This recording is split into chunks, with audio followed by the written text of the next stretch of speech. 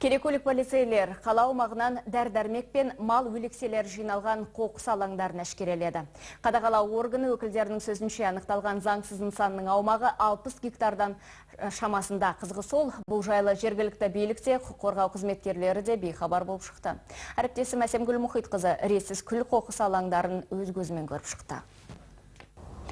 Табиғи қоралатын бұл аумақ бүгінде кәдімгі күл қоқыс алаңына айналған. Байқағанымыздай, бұл жерде құрылыс және тұрмыстық қалдықтармен қоса ірі қара малдың өлемсіктерін де кездестіруге болады. Қасымдағы мына шіріп жатқан жылқы малының жемтігіне қарап, оның осында көптен бері жатқанын түсіну қиын емес. Прокурорлардың дерегінше, бұл аумақ орман және жануарлар әлемін қорғау мемлекеттік мекемесіне тиесілі. Атауынан ақ оның санитарлық ахуалының қандай деңгейде болу керегін түсіну қиын емес.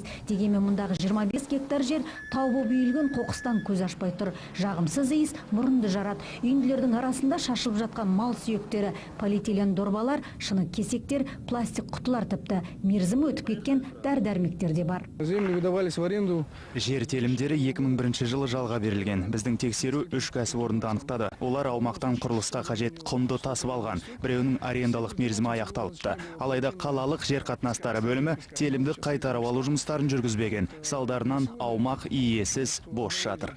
Прокурордың айтып тұрғаны, Павлодардың шығыс бөлігіндегі мына аумақ 70 гектар алаңның тең жартысы бүгінгі таңда қалдықтар ошағына айналған. Үйілген құрылыс материалдары бір жылда емес, жылда бойы қордаланғаны анық дейді құзырлы орган өкілдері. Тіпті көліктердің келіп кетуінен соқпақ жолда пайда болған. Бүгінде бұл мәселеге Ішкі істер департаменті ден қойды. Жергілікті полиция қызметі патрульді ұйымдастырып, жауапсыз азаматтарды анықтауға кіріскен. Ұсталған жағдайда оларға 10-нан 30 айлық есептік көрсеткіш көлемінде айыппұл салынбақ. Бұрын шығарылған заңсыз шығарған қоқыстың енді иелеріне ешқандай шара қолдана алмаймыз, өйткені ол болып кеткен нәрсе, оны ол кісілерді табу өте қиынға түседі. Прокурорлық тексерістің қорытындысы жергілікті билікті әуре сарсаңға салды. Әкімдік көз алдында пайда болған заңсыз қоқыс алаңы жайлы білмегендерін айтады. Сондықтан оны жою жұмыстары арнайы хат түскеннен кейін ғана басталмақ. Бүгінгі күнге дейін тұрғын үй коммуналдық шаруашылық бөлімінің атына прокуратурадан қала аумақтарынан қоқыс шығару қажеттілігі туралы ешқандай ұйғарым келіп түскен жоқ.